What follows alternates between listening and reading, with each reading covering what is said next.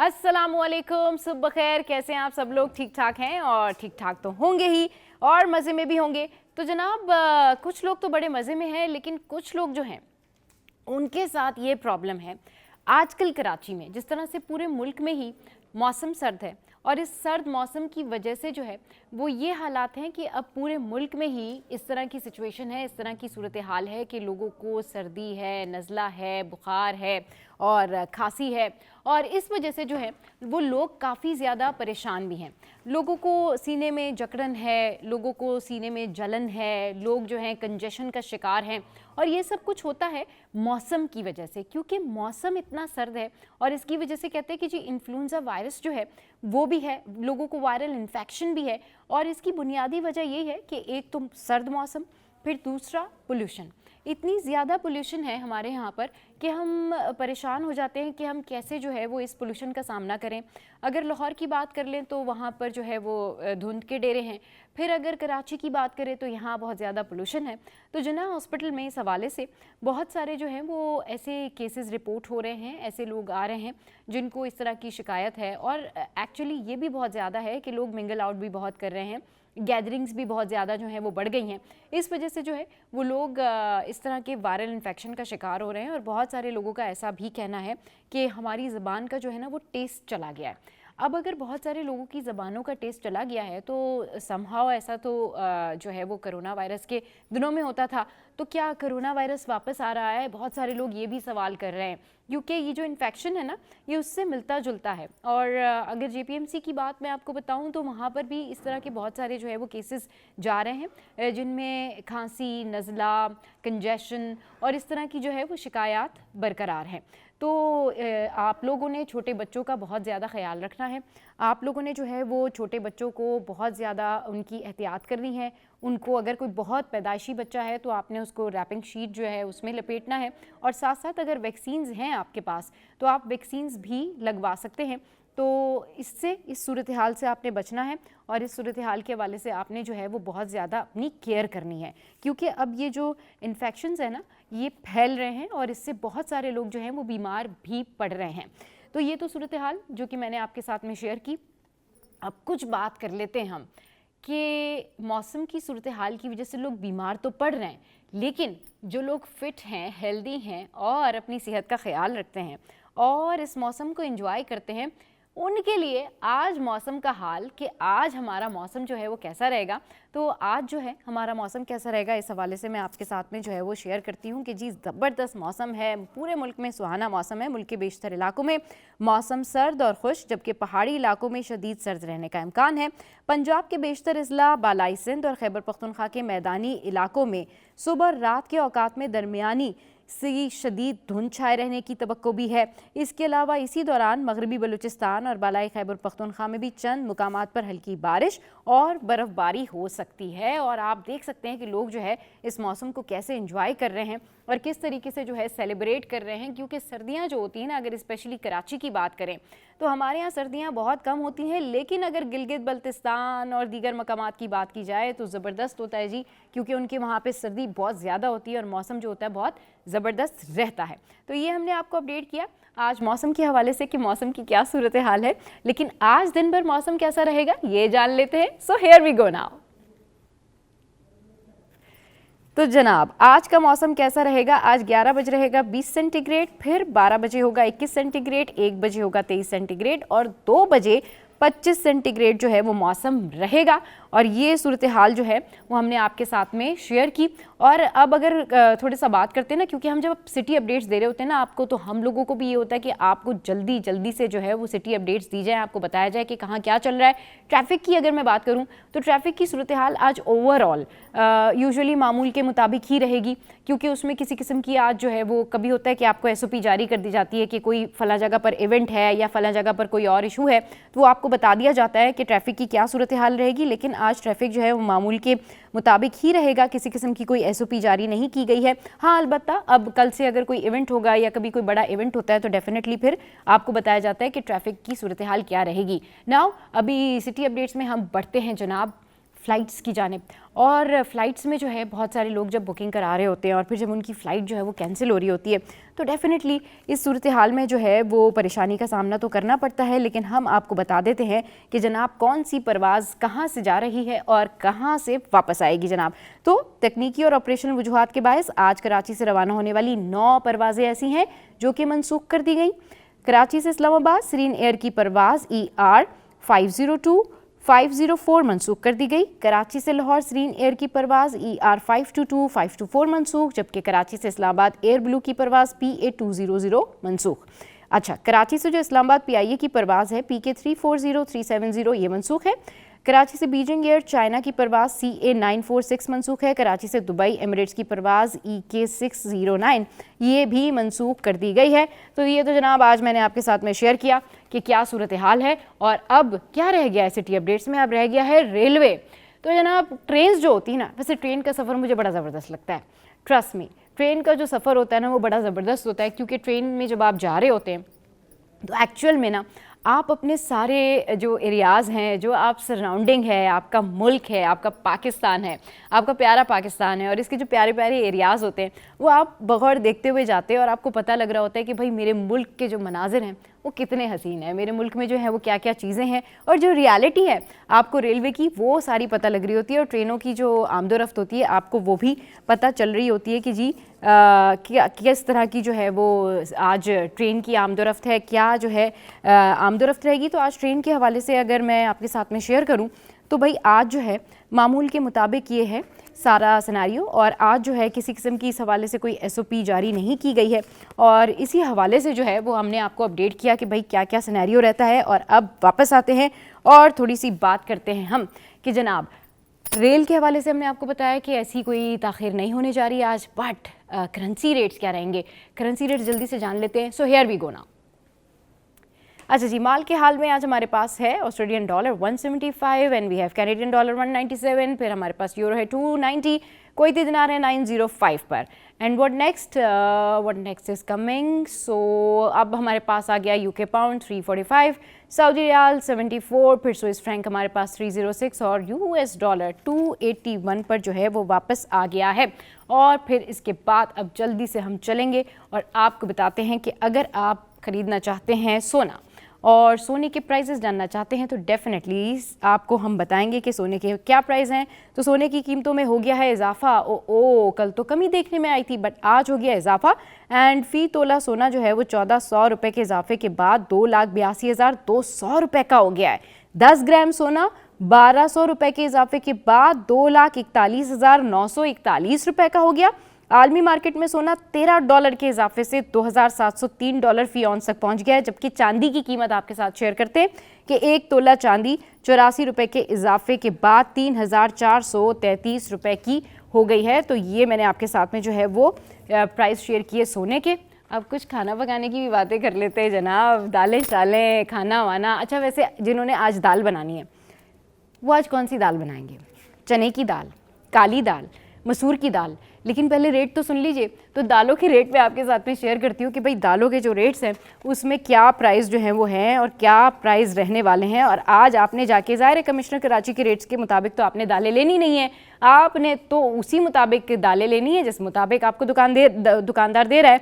तो यह है दाल मूंग 409, दाल चना 369, दाल मसूर 295, फिर दाल साबुत मसूर 279, दाल माश 525, फिर वाइट चना 369, ब्लैक चना 299 एंड रेड लोबिया 600 एंड वाइट लोबिया 409।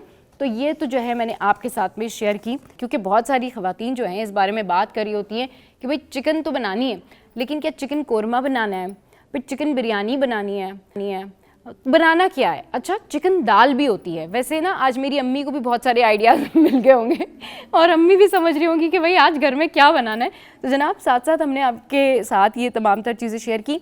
अब कुछ कपड़ों शपड़ों की बात कर अपडेट्स में, ऐसा कैसे हो सकता है कि हम आपको कपड़ों के बारे में ना बताएं। तो सेल अपडेट्स जो हैं वो ये हैं कि भाई बहुत सारी जो मशहूर ब्रांड्स हैं वहाँ पर इस वक्त जो है वो सेल ऑन है। और ये जो विंटर कलेक्शन होती है ना, इसकी जो सेल होती है इसकी सेल बड़ी ज़बरदस्त होती है क्योंकि इसमें जो है वो आपके पास बहुत सारी ऐसी चीज़ें होती हैं जो आप ख़रीद सकते हैं जो नेक्स्ट ईयर जो है वो आपको बहुत ज़्यादा महंगी मिल रही होती हैं। तो इस हवाले से जुनैद पर भी 50% ऑफ लगा हुआ है, बीच ट्री पर भी 50% ऑफ लगा हुआ है। अच्छा, सिर्फ ये विमेंस में नहीं है, ये मेंस वेयर में भी जो है वो ऑफ़ लगा हुआ है। और आप जाएं तो आप जाके जो है वो जुनैद जमशेद से या जो बड़ी ब्रांड्स हैं वहाँ से जाके आप ये शेयर कर सकते हैं। तो जनाब ये गुल अहमद का जो है वो भी आउटलेट है जहाँ पर 70% ऑफ है। और यहाँ पर सिर्फ बैग्स के ऊपर ही सेल नहीं है बल्कि यहाँ पर जो है ये बेडशीट्स वगैरह जो हैं उन पर भी सेल लगी हुई है। तो दिस इज़ बेस्ट टाइम कि आप जाएं और फिर उसके बाद जो है वो आप जाके यहाँ से सेल पे चीज़ें ख़रीद सकते हैं। तो ये तो मैंने आपके साथ में शेयर किया कि किस तरीके से जो है वो आपने सेल जो है वो लेनी है और किस तरह से जो है वो आपने अपनी शॉपिंग करनी है। अच्छा जनाब, अब कुछ हम बात कर लेते हैं एक बिग इशू की जो कि है पड़ोसी मुल्क से, लेकिन obviously it's about their star Saif Ali Khan. Saif Ali Khan के हवाले से हम सब ने सुना ही होगा, उनकी बहुत सारी मूवीज़ पिक्चर्स हम सब ने देखी ही हैं। अच्छा, इसका इशू ये है कि सैफ अली ख़ान जो हैं एक बड़े स्टार हैं और वो बांद्रा में अपने घर में मौजूद थे और उनके साथ पेश आया एक हादसा। इस हादसे ने बॉलीवुड के जहां बहुत सारे स्टार्स को हिला के रख दिया, वहीं सलमान खान के बाद अब सैफ अली ख़ान भी जो हैं वो खबरों में गर्दिश कर रहे हैं और उनके हवाले से कई बातें की जा रही हैं कि सैफ अली ख़ान के घर में ये हादसा कैसे पेश आ गया। वहाँ तो बहुत सिक्योरिटी होती है। कहा यही जा रहा है कि उनका कोई हाउस हेल्प जो है, यानी उनके घर में काम करने वाली कोई ख़वातीन या फिर अंदर का ही कोई बंदा मिला हुआ था, क्योंकि ये कहा जा रहा है कि उनके छोटे बेटे जो हैं जहांगीर अली ख़ान, उनके बेड के पास वो चोर या वो जो मुलजिम था या डाकू था वो वहाँ पर पहुँचा और फिर उसने 2 करोड़ तावान का मुतालबा किया। लेकिन इस मुतालबे को मुंबई पुलिस ने जो है वो कहा है ऐसा नहीं था, ये तो जस्ट चोरी की वारदात थी। अच्छा, इसके अलावा इनकी जो पड़ोसन है वो भी शिकायत कर चुकी हैं कि वहाँ पर जो गार्ड्स थे वो इतने तरबियत याफ्ता नहीं थे। मगर कहा यही जा रहा है कि CCTV फुटेजेस जो थी उसमें किसी शख्स को अंदर आते हुए नहीं देखा गया है, बल्कि किसी अंदर के बंदे ने ही ये अटैम्प्ट किया है। 6 जगह इनको ज़ख्म आए हैं। स्पाइनल कॉर्ड जो है इनकी काफ़ी ज़्यादा इंजर्ड हो गई थी, हाथों पर भी इनके ज़ख्म है। और इनका जो बेटा था इनका इब्राहिम अली ख़ान, वो इनको रक्शे में लेकर गया क्योंकि इनके पास सडन कोई गाड़ी या कोई चीज़ ऐसी मौजूद नहीं थी या तैयार नहीं थी या ड्राइवर मौजूद नहीं था, तो वो उनको रक्शे में लेकर गया और फिर उनको लीलावती हॉस्पिटल ले जाया गया और फिर वहाँ पर उनको एडमिट कराया गया। और अभी उनके हवाले से यही खबर है कि डॉक्टर वो कह रहे हैं कि वो स्टेबल हैं। मगर इस वाक़ये ने न सिर्फ मोदी सरकार बल्कि मुंबई में होने वाले उन तमाम स्टार्स के साथ जो धमकियां भरे मामलात होते हैं उनकी भी कलई खोल दी है। इससे पहले अगर देखा जाए तो सलमान खान और फिर उनके ऊपर इस तरह से हमला होना, अब सैफ अली ख़ान के घर में, इतने बड़े स्टार के घर में किसी चोर का घुस जाना, और कहा जा रहा है कि जो फायर डक थी वो वहाँ से गए थे। तो ये अभी जो है वो करंट वहाँ पर सिनारियो है जो मैंने आपके साथ में शेयर किया। And it's a big thing कि इंडिया में मुंबई में इस तरह के हादसा हो रहे हैं और वो भी बांद्रा में एक सिमिलर जगह पर, और मुंबई पुलिस जो है वो कुछ नहीं कर पा रही है। और मोदी सरकार करती है जी बड़ी बड़ी बातें, लेकिन उनके अपने स्टार्स की सिक्योरिटी भी वो मेंटेन नहीं कर पा रहे हैं। अच्छा जनाब, ये तो हो गई पड़ोसी मुल्क के स्टार्स की बातें। अब कुछ कर लेते हैं हमारे मुल्क के स्टार्स की बातें। तो आपको पता है कि हाजी भाई कौन है? जनाब, आपके दिमाग में कुछ और आ रहा होगा, लेकिन मैं आपको बताती हूँ कि ये हाजी भाई जो हैं 2 बड़े स्टार्स हैं। जी हाँ, ये 2 बड़े स्टार्स हैं जिनका नाम है हमजा अली अब्बासी और आतिफ असलम। जी हाँ, आतिफ असलम और हमजा अली अब्बासी जो हैं उनकी एक बड़ी ज़बरदस्त वीडियो सामने आई जिसमें हम आपको बताएंगे कि किस तरीके से वो आपस में एक दूसरे से इंटरेक्शन कर रहे हैं। और उसके बाद फिर हमजा अली अब्बासी जो हैं वो बताते हैं कि जब वो आतिफ असलम के साथ हज पर गए हुए थे तो वहाँ पर आतिफ असलम के मोबाइल पर जो है वो नीमल खावर उनका फ़ोन आया करता था।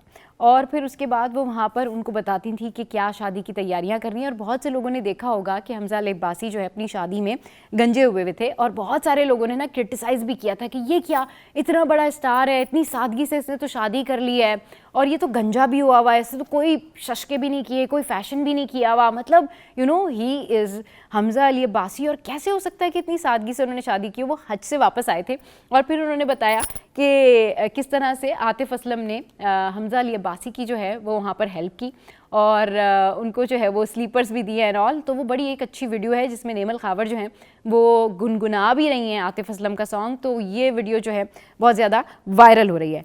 अब अच्छा जी, अभी रिसेंट हमारे यहाँ जो है वो क्या चल रहा है, अभी चलने वाला है कराची में डेल्फा show and it's all about cattle and you know livestock और ज़रात से रिलेटेड। और ये जो डेल्फा शो है इसकी अच्छी बात यह है कि अब 200 से ज़्यादा जो लोग हैं वो यहाँ पर आ रहे हैं, एग्जिबिट कर रहे हैं and this is best thing for Karachi. एक हेल्दी एक्टिविटी भी है और इस तरह की तरक्की और इस तरह की जो है वो ख़बरें सामने आएँ तो ऐसा लगता है कि जी हमारा शहर जो है उसमें बहुत सारे कलर्स मौजूद हैं। तो डेल्फा कैटल शो में 200 से ज़ायद नुमाइश कुनंदगान जो हैं वो शिरकत करेंगे। एक्सपो सेंटर कराची में 17 से 19 जनवरी को शेड्यूल कैटल शो का 4th एडिशन। ये एग्जीबिशन पाकिस्तान की ज़रई और लाइव स्टॉक की सलाहियत को ज़ाहिर करने का अहम प्लेटफॉर्म है और गवर्नर सिंध कामरान टिसौरी ने मुआशी इस्तेहकाम में हुसूल में पब्लिक प्राइवेट पार्टनरशिप के अहम किरदारों पर जोर दिया है और उन्होंने साथ साथ ये भी कहा है कि ज़राअत और लाइव स्टॉक के शोबों में जद्दत लाई जाए। नाइजीरिया, सेनेगाल और इथियोपिया जैसे ममालिक के 30 से ज़ायद नुमाइश कुनंदगान शो में शामिल होंगे और रंग जमाएंगे। तो जनाब डेल्फा शो जो है वो शुरू होने जा रहा है 17 से 19 जनवरी 2025 and it's all about you know livestock और फिर जानवर, मवेशी और फिर बहुत ज़बरदस्त जो है ये एक मेला सजने जा रहा है जिसको कहते हैं ना मवेशियों का मेला। यानी ये देख के जो है ना बंदा खो जाए और ये सोचे कि यार बकरीद की याद आ गई है। तो बिल्कुल ये एक अच्छी हेल्दी एक्टिविटी है और इसकी जो करंट अपडेट्स हैं, इसकी क्या तैयारियां कहाँ तक पहुंची, सारा कुछ आपके साथ में शेयर करेंगे। लेकिन यहाँ पर वक्त तो एक ब्रेक का, ब्रेक के बाद जब वापस आएंगे तो करेंगे ढेर सारी बातें और आपको ये भी बताएंगे कि क्या हुआ भाई, हमारी जो PIA इंटरनेशनल एयरलाइन है ये कमर्शियल किसने बनाया, पूरी दुनिया में बातें हो रही हैं। मगर ब्रेक के बाद स्टे विद अस।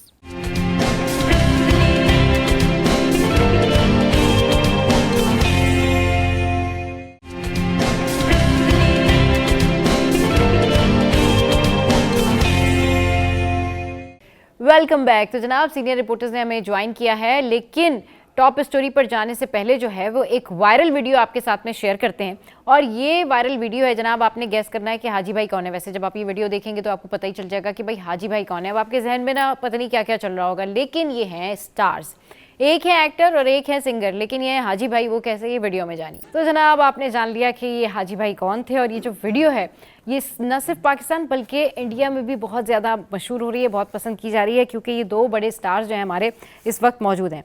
अच्छा जनाब अब कुछ डिस्कस कर लेते हैं। हमारे साथ जो हैं वो खुर्शीद भाई मौजूद हैं और हमारे साथ महराज भाई मौजूद हैं। अस्सलाम वालेकुम, कैसे हैं आप लोग? वालेकुम अस्सलाम, अल्लाह का शुक्र है, अल्हम्दुलिल्लाह, आप खैरियत से? बिल्कुल ठीक ठाक। अच्छा खुर्शीद भाई, आप क्योंकि PIA से रिलेटेड बहुत सारी खबरें रिपोर्ट भी करते हैं और आप बता रहे होते हैं कि भाई क्या सूरत हाल चल रही है, क्या नहीं चल रही है, तो इंटरनेशनल फ़्लाइट्स के बारे में तो डेफिनेटली खुर्शीद भाई हमें बता रहे होते हैं।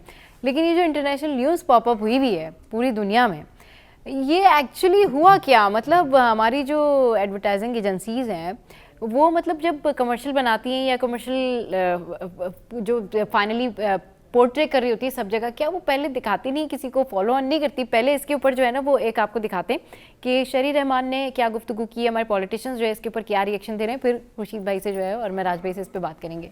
सो देखिए ये वीडियोस। आज दिखाया सीधा आईफिल टावर में जाते हुए और कहा है Paris we are coming for you, we are coming. तो आई मीन इनोसेंट मिस्टेक होगा, ये क्या कहा जा रहा है PIA की तरफ से?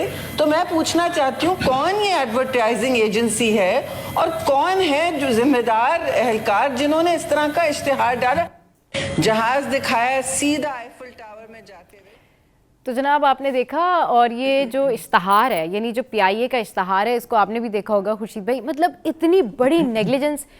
अब इसके ऊपर तहकीकात का हुक्म दे दिया है प्राइम मिनिस्टर ने कि भाई ये तहकीकात कराएं, कमर्शियल बनाया किसने। पूरी दुनिया में लोग इस हवाले से बात कर रहे हैं कि ये कैसा इन्होंने कमर्शियल बनाया कि भाई आप आईफिल टावर के ऊपर कर देना, उस टावर के ऊपर कर दें आप प्लेन को। मतलब ये इन्होंने कहाँ से मुशाबियत दे दिया? अब वो तो उन्होंने इंटरनेशनली तो उन्होंने पिक कर लिया, उन्होंने कि ये क्या जी, एक तो पेरिस आ रहा है और ये क्या कर रहे हैं ये। देखें माजी में भी जो इश्तिहारात बनते थे जिस वक्त PTV का दौर था, हाँ। उस वक्त मुझे अच्छी तरह याद है, 2 ऐड तो मुझे अब भी याद हैं, हाँ। कि एक था स्ट्रेट लाइफ ऑफ पाकिस्तान का, एक खुदा मेरे अब्बू सलामत रहें, हाँ। और दूसरा था नौरस का, अच्छा। कि जल्दी आना घर पप्पा, नौरस लेके घर आना। अच्छा। तो ये इस तरह के इश्तिहारात थे जो आज तक हमारे जहनों पर नक्श हैं, और इश्तिहारात का मकसद यही होता है कि उसका इम्पैक्ट जो है वो माशरे में या जो ऑडियंस हमारी है उस तक जाए। और अब ये जो इश्तिहार चल रहा है पाकिस्तान के हवाले से, तो खैर इंटरनेशनल मीडिया को मौका चाहिए, चाहे वो भारत हो, यूरोप हो, अमेरिका हो, उनको ये मौका चाहिए कि पाकिस्तान के ख़िलाफ़ कब कोई ख़बर आए और कब हम उसे जो है सनसनी बना कर पेश करें। ये एक इश्तिहार लग रहा है कि भाई आईफिल टावर्स को जो है वो हिट करेगा, बल्कि ऐसा नहीं है, बनाने वाले ने तो कुछ और सोच के बनाया होगा। मैं समझता हूँ ये कोई छोटी सी मिस्टेक हुई है उससे, जो उसको प्रीव्यू नहीं कर सका या QC नहीं कर सका। लेकिन अगर ये हो गया है तो उसको एग्जरेट नहीं करना चाहिए, और इस पर जो है बासपुर्स की जानी चाहिए। मैं समझता हूँ लाइटली मोड में इसके ऊपर बासपुर्स की जानी चाहिए कि भाई आपने इसको QC क्यों नहीं किया। लेकिन अब ये इसको नफी कर रहे हैं जो ट्रेड सेंटर 9/11 पे। हाँ। तो मुसलमानों के हवाले से तो ये हमेशा से प्रोपेगेंडा उनका रहा है कि कोई भी चीज़ पाकिस्तानियों के खिलाफ मिले या मुस्लिम वर्ल्ड की कोई भी चीज़ मिले ताकि हम उसको प्रोपेगेंडा बनाएं। तो मैं समझता हूँ ये बहुत बड़े प्रोपेगेंडा की न्यूज़ है नहीं। हाँ। अगर ये हो गई है तो इसको ऊपर जस्टिफाई कर लें कि किसने इसको बनाया था और इसको किल करना चाहिए। लेकिन इंटरनेशनल मीडिया हमेशा से ही उसका ये कुर्रा इम्तियाज़ रहा है कि मुस्लिम ममालिक की कोई भी एक चीज़ उनको मिल जाए तो उसको वो पूरी दुनिया के अंदर प्रोपेगेंडा बना के पेश करते हैं। हाँ। खा वो ख़वातीन पर तशद्दुद का मामला हो, ख़वातीन के हुकूक का मामला हो। हाँ। देखें ख़वातीन, लेकिन इसमें तो खुर्शीद भाई अब हमारे जो प्राइम मिनिस्टर हैं उन्होंने भी तहकीकात का हुक्म दे दिया। मतलब लोग हैरान हो गए इस बात पे कि ये जो इश्तिहार वो इसीलिए देखें उसको वो इसीलिए दिया है हाँ। ताकि इसको किल किया जा सके। हाँ। और अगर किसी से कोई मिस्टेक हो गई है, देखें हाँ। गलतियां होती हैं, हाँ। ऐसा नहीं है, लेकिन इस इश्तिहार को 9/11 से जोड़ना, हाँ, ये आईफिल ये टावर तो को हम हिट नहीं करना, जोड़ रहे ना, देखें, ये तो इंटरनेशनल मीडिया जोड़ रहा है ना, ये तो वहाँ के लोग जोड़ रहे हैं, तभी तो हमने तहकीकात का हुक्म दिया है। हमारी गवर्नमेंट ने उसी लिए उसके ऊपर कमेटी भी बनाई है और ये कहा है, शरी रहमान साहिबा ने भी मुतालबा किया है, इसाक डार साहब ने भी, और खुद प्राइम मिनिस्टर वज़ीर आज़म मियां मोहम्मद शहबाज शरीफ ने भी, कि इसको ये इश्तिहार बनाने वाली कंपनी थी जो एडवर्टाइजमेंट एजेंसी है, उसको उसकी जांच पड़ताल की जाए, किसने इश्तिहार बनाया, किसने स्क्रिप्ट लिखा, किसने इसका स्क्रीन प्ले लिखा, ये सारी चीज़ें उसमें इन्वेस्टिगेशन में शामिल है। चले जी, तो इस तरह के जो है इश्तिहारात बने और मतलब इट्स अमेजिंग, ये हैरत वाली बात है। मुझे बड़ी हैरत हुई कि इस तरह के इश्तिहार जो है वो कौन बनाता है, उसके बाद फिर उसको गो थ्रू भी कर दिया गया आगे, और अब जो है ये सारा जो है वो सिनेरियो इंटरनेशनल मीडिया में। यहाँ वक्त तो एक ब्रेक का, ब्रेक के बाद जब वापस आएंगे तो मजीद स्टोरीज डिस्कस करेंगे। स्टे विद अस।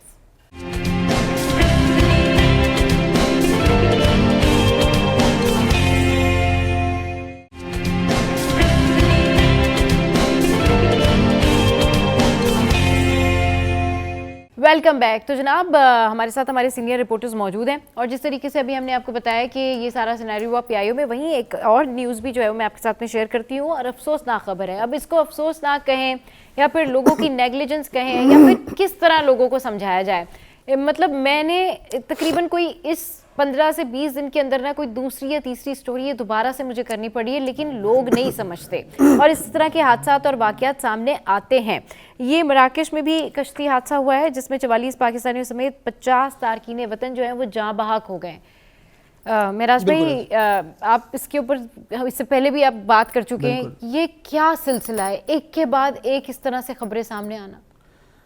देखिए, बात यह है कि ये तो जान पर खेलने के मुतरादिफ इन सबको पता होता है जो लोग बाहर जाने की कोशिश करते हैं इलीगल वे में, ठीक है ना, ये गैर कानूनी तारकीन वतन होते हैं, और फिर इनको जब एजेंट माफिया जो अपने साथ मिलाता है तो उनको बड़े सुहाने सपने और सुहाने ख्वाब दिखाता है, थोड़ी सी तकलीफों का जिक्र करता है कि आपको इस तरह इन ममालिक से होते हुए जाना पड़ेगा। लेकिन हम ये देख रहे हैं कि अब ये वाक़यात बहुत ज़्यादा बढ़ गए हैं।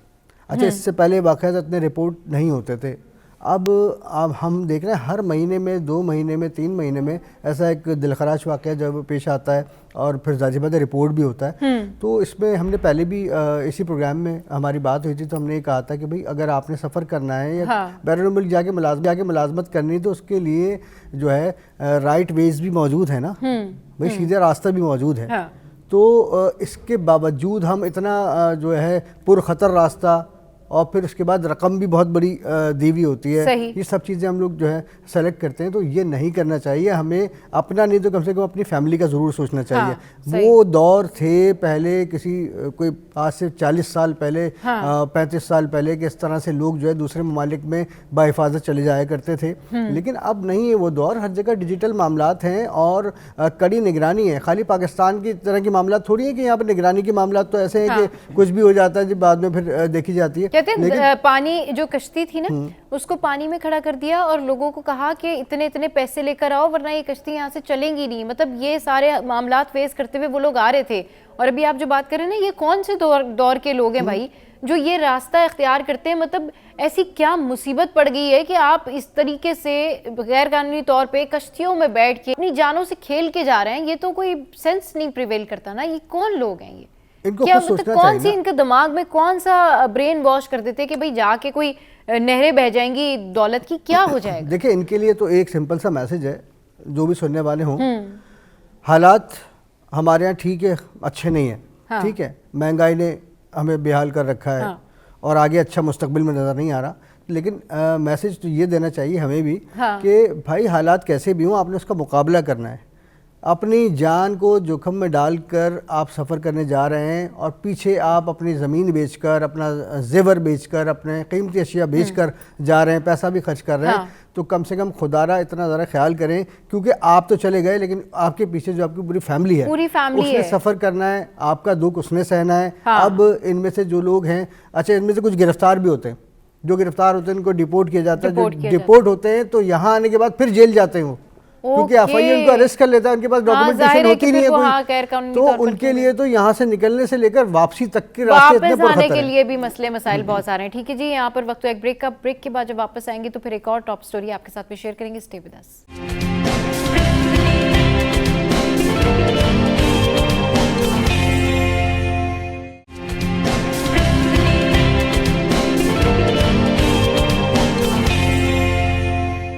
Welcome back. तो जनाब, कराची शहर में जहाँ पर आए दिन आपको कोई ना कोई ऐसी खबर मिलती रहती है जो आपको अफसुर्दा ही नहीं बल्कि आपको ये सोचने पे मजबूर कर देती है कि क्या हमारे घरों में जितने बच्चे हैं वो महफूज हैं या नहीं है, या कराची शहर में जितने बच्चे घूम रहे हैं वो महफूज हैं या नहीं है। एक वाक़या हुआ सारिम का। सारिम का जिस तरह से अगवा हुआ और उसके बाद अब तक पुलिस जो है बस यही कहे जा रही है कि वाक़े की तहकीकात कर रहे हैं, तलाश कर लेंगे, वही रिवायती किस्म के बयानात। तो हमारी टीम गई सारिम के घर और हमारी टीम ने जो है इनके पेरेंट्स से बात की है। तो आपको दिखाते हैं कि इनके पेरेंट्स ने जो है वो अपने क्या जज्बात शेयर किए हैं। और किसी भी वालिदैन के लिए ये एक मतलब ये एक नामुमकिन, नाकाबिले यकीन बात होती है कि उसका बच्चा जो है उसकी आंखों से ओझल हो जाए। ज़रा देखिए ये क्या बात है। जी बिल्कुल सबा, देखें 7 साल जो सारिम नॉर्थ कराची के थे उनको आज 10वां रोज़ हो चुका है। सारिम जो है अपने घर से मदरसे के लिए गए थे, लेकिन ताहाल जो है वो अब तक घर वापस नहीं लौट चुके हैं। पहले केस जो है वो पुलिस ने मुकदमा तो दर्ज कर लिया था, अब केस जो है वो एबीसीसी के पास भी चला गया। वालिदैन इस वक्त जिस कर्ब से गुजर रहे हैं उसका अंदाज़ा लगाना बहुत ही मुश्किल है, हम नहीं लगा सकते। इस वक्त जो है वो वालिदैन हमारे हमरा मौजूद हैं। मैं सबा आपसे इनकी बात कराता हूँ। बताइएगा अब क्या सूरत हाल है, आपको इदारों पर एतमाद है क्या, यकीन दहानी कराई है उन्होंने? देखिए, सब ने यकीन दिलाया है कि हम कोशिश कर रहे हैं। सब ने यकीन, वज़ीर से आए थे वो भी बोल के गए, लेकिन अभी तक कुछ पता नहीं चल सका मेरे बच्चे का। सब अपना काम कर रहे हैं लेकिन फिर भी उस तक पहुंचा तो नहीं जा रहा ना, फिर भी मेरे बच्चे का कोई सुराग नहीं मिल पा रहा है। और इतने दिन गुजरते जा रहे हैं और जैसे जैसे दिन गुजर रहे हैं ना मेरी तो आप हिम्मत टूट रही है। अब कोई इदारों से कुछ मज़ीद अपील करना चाहेंगी क्या? मेरी यही अपील है, अगर आप सब काम कर रहे हैं अपनी ऑनेस्टी से, तो फिर मेरे बच्चे तक कोई क्यों नहीं पहुंच पा रहा है, क्यों उसका पता नहीं चल रहा है। जी बिल्कुल। तो आपने देखा हमारे नुमाइंदे उसामा मलिक जो है इनके घर पर मौजूद थे और उनकी वालदा से बात भी नहीं हो रही थी। और किस तरह कोई बात करेगा, क्या बात करेगा, मतलब जिसका बच्चा ही नहीं है, उसके घर पर ही नहीं है, वो अगवा हो गया है और पुलिस जो है वो खाली बस बातें कर रही है। खुर्शीद भाई, ये हमारे मुल्क में लॉ एंड ऑर्डर की क्या सूरत हाल, क्या सिचुएशन है? देखिए, बड़ा अफसोसनाक और दिल को हिला देने वाला वाक़या है और इस तरह के वाक़यात कराची में बेशतर हो जाते हैं। और जिस दिन ये वाक़या हुआ उसके एक नेक्स्ट डे रात को गवर्नर सिंध कामरान खान टिस्सू उनके घर पहुंचे थे और उन्होंने यकीनदानी भी करवाई थी। फिर गुज़िश्ता रोज़ गवर्नर सिंध ने इनको गवर्नर हाउस भी बुलाया था, वहाँ भी इनकी मुलाकात हुई। फिर गवर्नर साहब ने जो है वो IG सिंध और चीफ जो CPLC है उनको भी टेलीफोन किया और तक कहा कि जो भी हुकूमती मशीनरी है उसको इस्तेमाल किया जाए, उसको बुरुकार लाते हुए इनके बच्चे की बाजियाबी के लिए जो मुमकिन कोशिश हो सकती है वो की जाए और इनका बच्चा जो है वो बाजियाब करवाया जाए। इसी तरह गार्डन में भी 2 बच्चे लापता हैं, वो भी हसन लश्करी कोई इलाका है, वहाँ पर 2 बच्चे अब तक भी उनका कोई सुराग नहीं लग सका। उसके बाद अब ये तीसरा वाकया जी तीसरा वाकया है। तो ये सारिम के घर वालों के साथ हम भी इस दुख में शरीक हैं और दुआ गो हैं कि ये बच्चे इनके बाजियाब हो जाएं। लेकिन मैं समझता हूँ ये लॉ एंड ऑर्डर का फेलियर है और इस तरह से बच्चों का, मासूम बच्चों का गायब हो जाना गली से, तो ये हर एक के बच्चे के लिए एक वो ख़तरे की अलार्मिंग है सिचुएशन है। बच्चे अमूमन घर से बाहर भी खेलते हैं, प्ले एरिया में भी जाते हैं, तो अब हर वालिदैन इस बात की फ़िक्र उसको लायक है कि वो अपने बच्ची को किस तरह से मदरसे में, स्कूल में भेजे।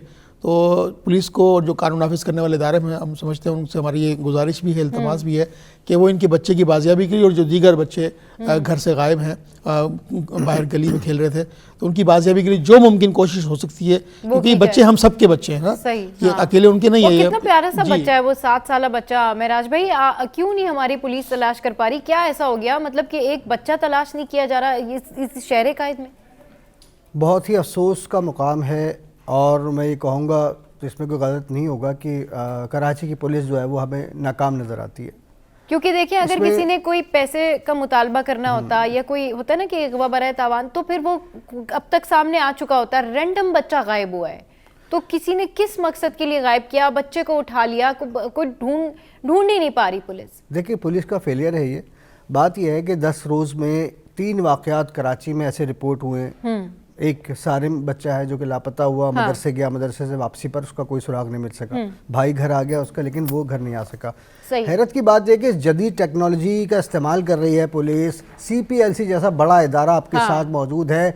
बड़े बड़े लोग जो अगवा होते हैं इस कराची से या गायब होते हैं उनको बाजियाब करवाया जाता है। बड़ी बड़ी खबरें हम ही लगा रहे होते हैं, नशर कर रहे होते हैं। सूरत हाल ये कि गरीब का बच्चा जो है उसको कौन देखेगा? एक मुतवस्सित तबके का जो फैमिली का बच्चा है उसके लिए इतनी एफर्ट्स क्यों नहीं होती जितनी एक सनतकार के लिए या किसी इंडस्ट्रियलिस्ट के लिए हो जाती हैं हमारे लिए। तो बहरहाल IG सिंध को इस पर सख्ती से नोटिस भी लेना चाहिए और ख़ास तौर पर जो कराची पुलिस चीफ हैं ये उनकी जिम्मेदारी बनती है, क्योंकि इस शहर में अगर इस शहर में रहने वाले किसी भी शख्स का, मकीन का बच्चा गायब होता है तो उसकी जिम्मेदारी बनती है कि कराची पुलिस चीफ उस पर जो है वो ख़ास तौर पर कार्रवाई करवाएं। जदीद दौर है, कैमरे लगे हुए हैं, पूरे शहर में कैमरों का जाल बिछा हुआ है। ठीक है, वो आपका सेफ सिटी प्रोजेक्ट तो कभी मुकम्मल होगा नहीं होगा ये हमें नहीं पता, लेकिन बात है कि इस वक्त जो प्राइवेटली लोगों ने कैमरे लगाए हैं उनकी मदद ली जाए। और मैं ये समझता हूं कि अगर पुलिस संजीदगी से इस केस पर काम कर ले तो 24 घंटे में ये बच्चा अपने घर पर बाहिफाजत पहुंच सकता है। ये मेरी गारंटी है, अगर पुलिस संजीदा हो जाए तो। खुर्शीद भाई बिल्कुल इसी तरह ही राज भाई बिल्कुल ठीक कहा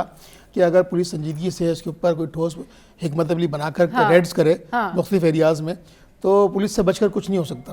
पुलिस अगर चाहे तो 24 घंटे, बिल्कुल वजह फरमाया है राज अख्तर साहब ने कि 24 घंटे बल्कि 23 घंटे में बच्चा बाजियाब हो सकता है। लेकिन जब सनतकार का बच्चा बाजियाब हो सकता है, किसी जज का बच्चा बाजियाब हो सकता है, तो पुलिस क्या मतलब पुलिस खड़े होकर तमाशा देख रही है? किसी सनतकार का बच्चा बाजियाब हो सकता है कि घर में क्या हो रहा है भाई, उनके पेरेंट्स कितने परेशान हैं। सबा साहिबा माजी में सनतकार का बच्चा गायब हुआ, मिल गया, जज का बच्चा गायब हुआ, इस शहर से कोसों दूर उसकी लोकेशन पाई गई, वो बच्चा, उनका बेटा बाजियाब हो गया।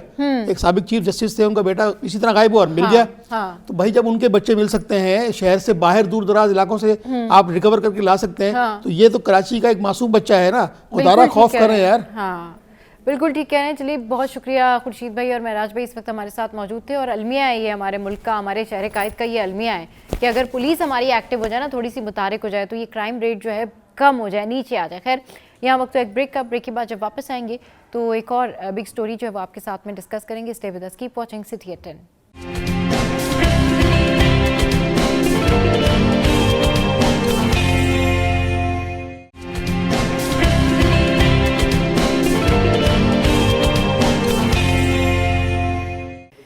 Welcome back. तो जनाब इस वक्त हमें ज्वाइन किया है एडवोकेट वकार ने और हमारे साथ हैं इकरा नाज। लेकिन उससे पहले मैं आपको अपना टॉपिक जो है वो बता देती हूँ। और ये टॉपिक जो है, आज का टॉपिक बड़ा सेंसिटिव भी है, लेकिन आपके लिए बड़ा अवेयरनेस भी लेकर आएगा। आपको भी पता चलेगा कि एक्चुअली हमारी अपनी सराउंडिंग में बहुत सारे ऐसे वाक़यात होते हैं रोज़ाना की बुनियाद पे जो हमें पता नहीं होता। हम किसी पे कितना ट्रस्ट कर रहे हैं, कोई हमारे साथ किस तरीके से मिल रहा है, उसकी क्या वजह है, कोई हमारे साथ क्यों है, कोई हमारे पीछे क्यों है, क्या बहुत सारे ग्रुप में बैठने वाले लोग जो हैं उनमें से कोई एक शख्स जो है वो हिप्नोसिस का शिकार तो नहीं है, कहीं वो ऐसा शख्स तो नहीं है जो ट्रैप हो रहा है, कहीं उसे पता ही ना हो कि उसकी जो इन्फॉर्मेशन है वो लीक हो रही हो, कहीं उसके साथ उसके अपने करीबी लोग तो नहीं मिले हुए। ये सारी बातें मिल मिला के बनती हैं जिसको हम कहते हैं स्लीपर सेल। ये कौन होते हैं, कैसे एक्टिवेट करते हैं, कैसे काम करते हैं और ये कहाँ होते हैं, मतलब क्या ये हमारे अपनों में आसपास इर्द गिर्द होते हैं, तो उनको पहचानने का तरीका क्या है। वकार भाई इस वक्त हमारे साथ मौजूद हैं। वकार भाई आप ज़रा बताइएगा कि एक्चुअली ये स्लीपर सेल्स कौन होते हैं, ताकि आज हमारी आवाम को भी पता चल सके कि अगर वो इस तरह के किसी लोगों को देखे तो डेफिनेटली उसके बारे में रिपोर्ट ज़रूर करें। और ये क्या कहाँ होते हैं ये लोग? सबसे पहले तो इसका तारुफ करवाना हमारी आवाम के लिए ज़रूरी है कि स्लीपर सेल होता क्या है। तो जब किसी भी चीज़ का तारुफ करवाया तो उसकी इब्तिदा से शुरू किया जाता है। अब इब्तिदा इसकी जो आगाज़ हुआ था वो हुआ था क्रिमिनल लोगों की तरफ से। अच्छा। जो क्रिमिनल लोग हम देखते हैं कि अक्सर जो है ना वो मंशियात के स्मगलर्स हो गए, पेडलर्स हो गए, ये वो। तो स्लीपर सेल बेसिकली फैसिलिटेटर का काम करता है। अच्छा। मतलब वो अपनी जगह पर एग्जिस्ट करता रहेगा, लोग आएंगे, उससे फैसिलिटेट होंगे और आगे चले जाएंगे। सही। अच्छा, वो जो स्लीपर सेल होता था मंशियात वाला, वो ये होता था कि उनकी जिम्मेदारियां होती थी कि वहाँ से इस तरीके से चीज़ आपके पास आएगी, ये लोग आपके पास आएंगे, उनको पहले से नाम बताए जाते थे और उनको आपने आगे इस जगह तक पहुँचाना है। अच्छा, वो स्लीपर सेल वो जहाँ पर अपना परफॉर्म कर रहा है वो किसी भी सूरत में परफॉर्म कर सकता है। अच्छा। वो वहाँ पर उस इलाके में, जिस इलाके में उसका काम है, हो सकता है वो कोई पान की दुकान खोल के बैठा हुआ है, हो सकता है वो कोई कपड़े वाला है, हो सकता है कोई सब्जी वाला है, हो सकता है कोई यूनिफॉर्म पर्सन है। मतलब उसकी ड्यूटी है कि आपको जब कॉल आएगी स्पेसिफिक टाइम के अंदर स्पेसिफिक लोगों को आपने उनकी लगेज के साथ, ये चीज़ों के साथ आपने एंटरटेन करते हुए उनको बाईपास करवा देना है। ये तो उनका काम था, ये मैंने बता दिया बड़ा फेयर तरीके से कि वो फैसिलिटेटर का काम करता है। अच्छा, इसके बाद जब इसका चला रुझान हुआ तो हमारे जो क्योंकि बरसगीर पाको हिंद पहले एक ही था, तो उस वक्त जो इनकी इल्म में आई बात, जो यहाँ पे सिक्योरिटी एजेंसीज थी कि इसी तरीके से ये लोग काम करते हैं, जो एक उनको अच्छी भी लगी चीज़ सिक्योरिटी के पॉइंट ऑफ व्यू से, क्यों ना हम भी अपना एक ऐसा जाल बनाएं जिसमें स्लीपर सेल हमारे हों और वो सरकार के लिए काम करें। तो ये इसकी इब्तिदा यहाँ से हुई। स्लीपर सेल को फिर आर्मी में भी यूज़ किया गया, हमारे जो एजेंसीज़ हैं उन्होंने भी यूज़ किया। मैं अपर लेवल की बात कर रहा हूँ, पुलिस लेवल पे तो नहीं है, वहाँ तो एक नॉर्मल एक टर्मिनोलॉजी यूज़ होती है मुखबर की। मुखबर तो खैर वो एक अलग कैटेगरी है, उसको हम अलग वे में डिस्कस करेंगे कभी टाइम हुआ। लेकिन स्लीपर सेल ये वहाँ पर यूज़ होता है जहाँ पर मुल्क की सलामती का मसला हो, या किसी दूसरे मुल्क को डैमेज करना हो, या किसी ख़ास ग्रोह को टारगेट करना हो, या कोई ख़ास एक्टिविटी करनी हो जिससे मतलब फ़ायदा भी हो सकता है और नुकसान भी हो सकता है। अच्छा, इसमें दो कैटेगरी एक होती हैं कि पॉजिटिव, जो कि हमारी अपनी एजेंसीज़ हैं, अपने मुल्क के अंदर सलामती के लिए कर रही हैं, उसकी बका के लिए कर रही हैं और अपने लोगों की हिफाजत के लिए कर रही हैं। एक नेगेटिव जो मैं बता रहा हूँ वो होता है कि जैसे दूसरे ममालिक है ना, पाकिस्तान के सारे दोस्त तो नहीं हैं, दुश्मन भी हैं कुछ। अब वो दुश्मन ममालिक जो है ना वो भी यहाँ पर हमारे ही लोगों के ज़रिए, कोई एलियंस नहीं भेजते, वो ना अपने मुल्क से भेजते हैं, वो ऐसा बहुत कम होता है, रेयर केसेस हैं कि वहाँ से लोग आते हैं। सही। वरना उनमें से यहीं के लोगों को यूज़ किया जाता है, उनको पढ़े लिखे हों, एजुकेटेड हों, अपने स्किल्स हों उनके पास रेलिवेंट फील्ड की जिसमें उनको काम चाहिए, तो उनको वो इंगेज करते हैं, उनको वो ट्रेन करते हैं और ट्रेन करने के बाद उनसे वो काम लेते हैं। सही। वो काम जो मैंने अभी बताया कि उन्होंने अपनी जगह पर एग्जिस्ट करना है, उसको एक जगह मिल गई। आपने जैसे लाइक यहाँ कोई करीब में कोई सेंसिटिव जगह है, उसने वहाँ पर जाके अपना रेंट आउट लेना है, मकान कुछ करना है, वहाँ पर रहना है, पहले माहौल को समझना है 3-4 महीने। स्लीपर का मकसद ये है कि आपने खामोश रहना है उस वक्त तक जब तक कि आपको कोई टास्क ना दिया जाए। ओह गॉड। आप अपने काम में लगे रहें, आप अपना काम करते रहें, आप वहाँ पर सब्जी बेचते रहें, अपना काम चलाते रहें, 3 महीने तक करते हैं। सब्जी बेच रहे हैं या आप जो भी काम कर रहे हैं, लेकिन आप किसी और के लिए काम कर रहे हैं और आप तब तक खामोश रहेंगे तब तक आपको अगला आपका टास्क ना दे। दैट्स टू इसमें 6 महीने भी लगते हैं, साल बाद भी लोगों के पास टास्क आते हैं। ऐसी बात नहीं है कि उन्हें रोज काम करना है या रोज पीछे रिपोर्ट करना है। रोज रिपोर्ट भी नहीं करते ये लोग। हो सकता है जिनके लिए काम कर रहे हैं उनसे इनका राब्ता साल में एक दफ़ा होता है, हो सकता है 6 महीने में एक दफ़ा होता है। ऐसा लाजमी नहीं है कि सुबह भी आपने रिपोर्ट करना है कि ड्यूटी आप इस पे गए हैं, ऐसा कुछ भी नहीं है। वो उसने काम करना है और इमरजेंसी की सूरत में उनके कुछ सोर्सेज होते हैं, उससे वो कांटेक्ट करते हैं। और जो हमने 12 मरतबा देखा जो कार्रवाइयाँ की हमारे यहाँ CTD ने की, FIA ने की, रेंजर्स ने की, उसमें उनसे वो चीज़ें बरामद भी होती हैं फिर। अच्छा, जिस तरह से वकार भाई आप कह रहे हैं ना कि हमारे यहाँ जो कार्रवाइयाँ होती हैं उसमें जैसे CTD ने किया, FIA ने कार्रवाइयाँ किया, उसमें बहुत सारी चीज़ें बरामद भी होती हैं।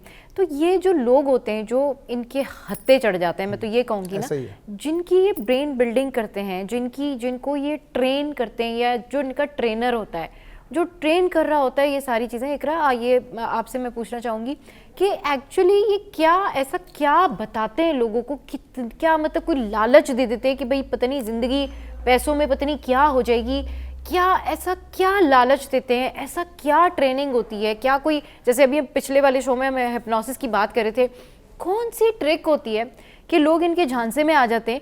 और जो लोग, मतलब बात वही आ जाती है ना कि जो लोग आपस में एक दूसरे के हक मार रहे होते हैं, जो लोग आपस में एक दूसरे के हुकूक का ख्याल नहीं करते, वो फिर यहाँ आके दूसरों के साथ ये हरकतें करना शुरू कर देते कि क्या सेंस है ये? देखिए, सबसे पहले तो इसमें कैटेगरीज है ना, कि एक कोई जो शौकिया चाह रहा है बनना, और एक है जो बाय फोर्स बनाया जा रहा है। अब जो शौकिया जा रहा है और उसकी किसी, जैसे फॉर एग्जांपल बहुत सारे हम दफ़ा इस तरह की चीज़ें सामने होती हैं, या हम डॉक्यूमेंट्रीज़ में भी देखते हैं कि भाई गुर्बत थी, ठीक है, फिर वो नशे की लत लगी, जैसे अभी वकील साहब ने कहा नशे की लत लगी।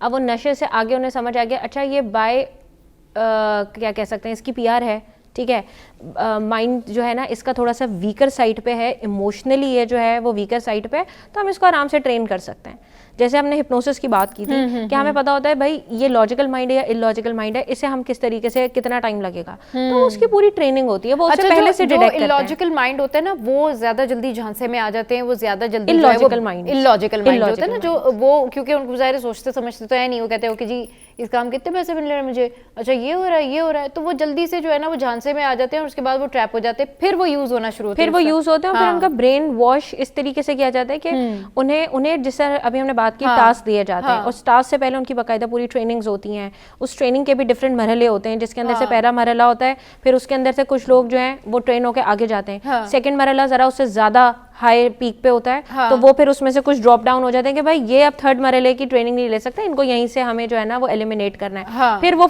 थर्ड और फोर्थ उस पे जाते हैं, और फिर आहिस्ता आहिस्ता उनके ब्रेन में ये चीज बिठा दी जाती है कि now you have to work for us. अब वो जैसे अभी इन्होंने कहा कि जी वकील साहब ने कि वो अब सब्जी बेच रहा हो, या वो अंडे बेच रहा हो, या वो साइकिल वाला हो, या वो मोची हो, वो फिर अपना काम करते रहते हैं, और वो जो है ना वो वहाँ उस इलाके में बैठ के अपनी PR बनाते रहते हैं। अब जब उनकी PR स्ट्रांग हो जाती है, तो वो फिर उन्हें जो भी टास्क उस इलाके से रिलेटेड होते हैं, वो फिर जो है वो अपना टास्क वहाँ पे सर अंजाम देते हैं। अच्छा वकार भाई, अब तो जिस तरह से बड़ी अच्छी बात आपने भी की और इकरा ने भी हमें बताया कि भाई ये इस तरीके से जो है ना वो कर रहे होते हैं, इस तरीके से ये जो है वो टास्क दे रहे होते। कॉलर ने हमें ज्वाइन किया। अस्सलाम वालेकुम, कौन बात करे, कहाँ से? वालेकुम सलाम, सबा कैसी है? बात कर बिल्कुल ठीक ठाक, आप बताइए। आया वकार को और इकरार को बहुत सलाम हो। देखिए बहुत इम्पोर्टेंट टॉपिक है। हमारा देखिए हमें सबसे पहले ये रियलाइज करना पड़ेगा कि हमारे मुल्क की सरहदें किस किस मुल्कों से मिलती हैं और हमारे मुल्क के अंदर किस किस मुल्कों के इंटरेस्ट हैं। तो डेफिनेटली वो मुल्क जो है काम कर रहे थे, उनकी खुफिया एजेंसियां काम कर रही होती है और वही लोगों को हायर करते हैं जो हमारे अपने लोग होते हैं। तो अंडरस्टैंडिंग लेवल ये होना चाहिए कि भाई आप ये सिर्फ नहीं कह सकते कि पाकिस्तान में इतना सब कुछ हो रहा है, तो इसकी वजूहात देखने की पड़ेंगी और इनको जो मोटिवेशन मिलती है ना वो कई जगह से मिलती है। सबसे पहली मोटिवेशन होती है कि आपके जो आइडियोलॉजी होती है ना, आपकी मजहबी जो नाफरत होती है उसके बुनियाद पे भी इनको मिलती है। दूसरी है कि पैसे की बुनियाद पे मिलती है। लेकिन जो माइंड सेट बनाना है ना, ये है मेन चीज। हम उन चीजों पे जरूर तवज्जो देते हैं कि उनको पकड़ लिया हो, किसी ने गोलियां चला दी, किसी ने बम मार दिया, लेकिन उसके पीछे हम नहीं जाते, हम उसको कैटर ही नहीं कर रहे। आप यकीन करें जो सोशल मीडिया पे उस तरह की चीजें हो रही होती है ना, हम उसको तो होने देते हैं। अब हम बच्चों को स्कूलों में ये नहीं समझाते कि what is the difference between कि अगर आप कोई आइडियोलॉजी लेके चलते हैं कि उसमें तशद्दुद का रास्ता इख्तियार करना चाहिए नहीं। और आपको अगर मैं बात बता रहा हूँ कि अल्लाह वाल ने जैसे कहा था ना कि आप कलमे को भी अल्लाह गलत तौर पे इस्तेमाल करके लोगों को गलत राह पे ले आना चाहते हैं। तो हमारे मिंबर और मेहराब से भी और स्कूलों में भी और हमारे मीडिया पे भी बात करनी चाहिए वकार भाई से मेरा एक क्वेश्चन ये है, वकार भाई बात ये है कि हमारे यहाँ ठीक है, अगर एक आदमी मुल्क के, मैं जैसे एक जगह मैं बैठा हुआ था तो लोग अजीब अजीब गुफ्तगू करते हैं, वही सोच नहीं रहे होते हैं भाई क्या कह रहे हैं, कि बाज लोग कहते हैं कि इस मुल्क की तरतीब गलत थी, बाज कहते हैं कि इस मुल्क टूट जाएगा। अब मेरी तो लड़ाई उन लोगों से कि भाई क्यों तोड़ेगा, आप ऐसी बात आप दुश्मनों की जुबान क्यों इस्तेमाल कर रहे हैं। ऐसे लोग जो बिल्कुल जिनको ये समझ ही नहीं है उनके लिए क्या करना चाहिए, और अगर कोई आप लग रहा है कि एजेंडे के तौर पे काम कर रहा है तो मेरे पास क्या हुकूक है कि मैं उसके खिलाफ कोई कंप्लेन दायर कर सकूं। ये मेरा सवाल। इकरा से मेरा सवाल है, इकरा आप ये मुझे बताइए कि हमारे स्कूल में, हमारे चैनल्स में इसको अवेयरनेस फैलाने के लिए क्या कुछ करना चाहिए, जो कमी है वो उसकी बारे बताएं। ठीक है या आपका क्वेश्चन आ गया वकार भाई। बात वो वही कर रहे हैं जो हम डिस्कस कर रहे हैं ना, कि भाई अगर कोई इन स्लीपर सेल्स को ट्रेन करने वाला ट्रेनर है तो आपको कैसे, वकार भाई अब फर्ज करें हमारे साथ तो इतने सारे लोग होते हैं, या इकरा के साथ बहुत सारे लोग होते हैं, या आपके पास 10,000 लोग आते हैं, हर रैंडम बंदा नॉर्मली अपनी लाइफ में लोगों के साथ उठता बैठता है।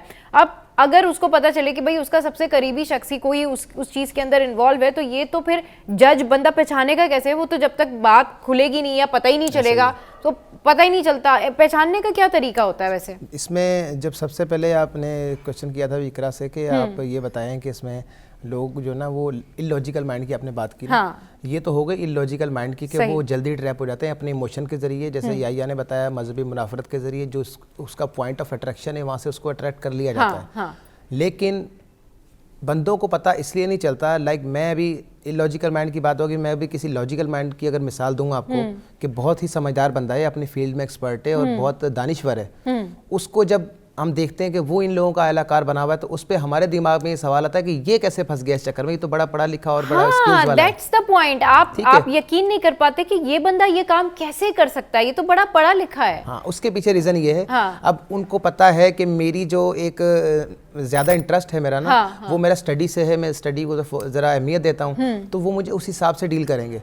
अच्छा, शुरुआत में ये लोग जो आपको इंगेज करते हैं वो आपको कतई तौर पे ये नहीं बताते कि वो इस जगह से हैं या वो इस मकसद के लिए आपको ले रहे हैं। आपको इनिशियली नहीं बताया जाता है, आपको यही बताया जाता है कि वो यहीं के हैं, वो पाकिस्तानी हैं, पाकिस्तानी फ़ौज के लिए काम करते हैं, वो आपके भलाई के लिए आपको इस्तेमाल करने जाते हैं। लेकिन चूँकि ये काम ऐसा है, इसमें आपको ना कार्ड मिलेगा ना आपको कोई नौकरी मिलेगी, लेकिन ये साइलेंटली आप जो है ना, आपका नाम तारीख में अमर रहेगा।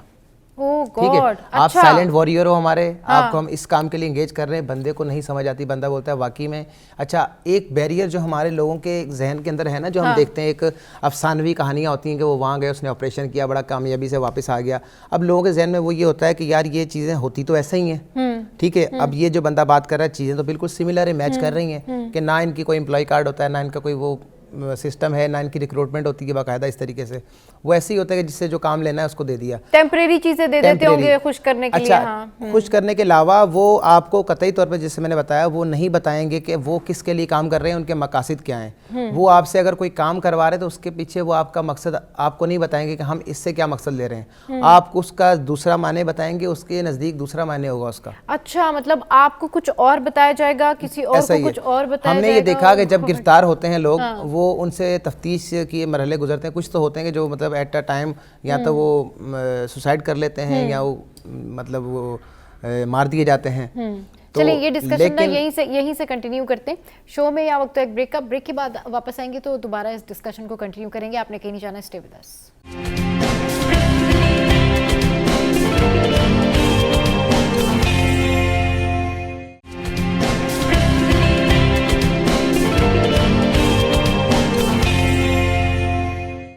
Welcome back. तो जनाब, इंतहाई सेंसिटिव टॉपिक है जिसके ऊपर आज हम डिस्कशन कर रहे हैं, और वकार भाई की डिस्कशन जहां से रुकी थी वहीं से मैं चाहूंगी कि आप अपनी डिस्कशन जो है वो कंटिन्यू करें। वकार भाई, हाँ, ये इसी तरफ थे कि मैं बता रहा था कि लोगों को ये चीज़ नहीं इनिशियली बताई जाती कि वो आपसे काम क्या ले रहे हैं। हमने ये देखा कि जब लोग गिरफ्तार होते हैं और तफ्तीश के मराहिल से गुजरते हैं, तफ्तीश में जो चीज़ें सामने आई हैं, हमने हमारी नज़र से भी गुजरी, उसमें उन लोगों को अपने किए हुए काम का पता ही नहीं कि मेरे काम का ये मतलब था।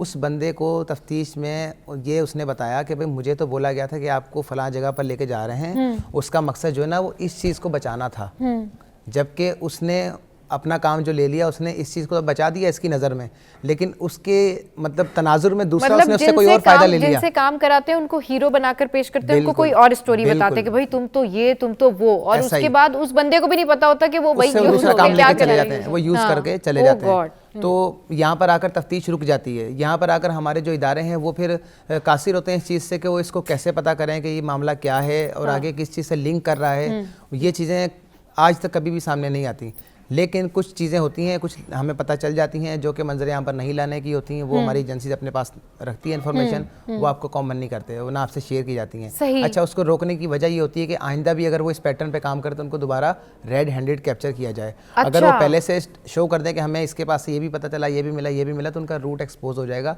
वो फिर उस रूट के ऊपर काम नहीं करेंगे। तो जानबूझ के बताया जाता है कि इससे हमें कुछ पता नहीं चला, तो उसको डिस्पोज कर दिया जाता है। तो फिर ताकि उस पैटर्न पर आए, फिर दोबारा उनको कैप्चर किया जाता है। ये इनका थोड़ा सा काम करने का तरीकाकार है। हाँ। और बाकी जो वही, लेकिन जज कैसे, मेरा तो वकार भाई वही, चले इकरा से पूछते ना। इकरा आप बताएं जरा, क्योंकि आप ऑब्वियसली ये तो आपकी फील्ड है, आप जानती हैं लोगों को कि किस तरह उनके दिमाग से खेला जाता है और किस तरह से काम किया जाता है। भाई ये कैसे इनको जज कैसे किया जाए, कैसे एक बंदा जो है इस तरह के लोगों से बचे कि मतलब खुदा न खास्ता किसी को कोई ऐसा कोई टकरा जाए, कुछ हो जाए, तो कैसे उसको जज कर सके कि भाई ये मुझे कोई यूज़ तो नहीं कर रहा या पता नहीं क्या इस तरह। तो अभी आप जैसे ब्रेक में बता रही थी कि लोग शादियां भी कर लेते हैं। देखें, they are so well trained कि वो पहले तो बात है पता नहीं लगने देते। इट्स समथिंग कि बहुत आइडियल सिचुएशन है कि पता चल जाए कि हाँ भाई ये किसी एजेंसी के साथ है, ठीक है। They are so well trend.